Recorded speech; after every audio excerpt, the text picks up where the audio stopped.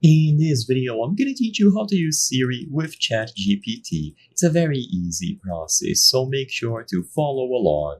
Using the Shortcuts app provided by Apple, there's a way to use Siri in conjunction with ChatGPT. So you can use your microphone to issue requests to Siri, and they will be automatically transported or fed into ChatGPT.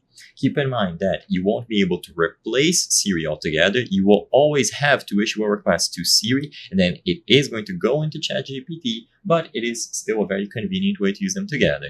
So to do this and use it like this, where you can issue requests to ChatGPT through Siri, you have to download the Shortcuts app. Like I said, this application is designed by Apple themselves, and you will find it on the App Store.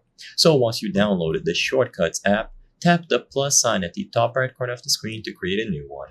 This shortcut will feed your message through Siri into ChatGPT. So when you tap the plus sign, create a new action. So choose the option to add an action and make sure that you select the ChatGPT application at the top here.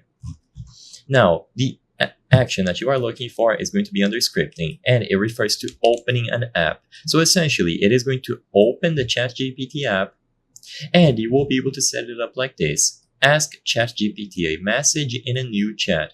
So basically, when you activate Siri and you issue a specific command that you can set up through here. For example, you can set it up to where you say Jarvis and it activates this shortcut. It will feed the message into ChatGPT. You can use whatever word or whatever phrase you want to. It is down to your personal preference. Jarvis is just a popular example that most people like to use, and it is going to feed ChatGPT a particular message that you issued. So you can do this all through the Shortcuts app and set it up according to your preferred parameters. I hope I was able to help you on how to use Siri with ChatGPT. If this video helped you, please be sure to leave a like and subscribe for more very easy tips. Thank you for watching.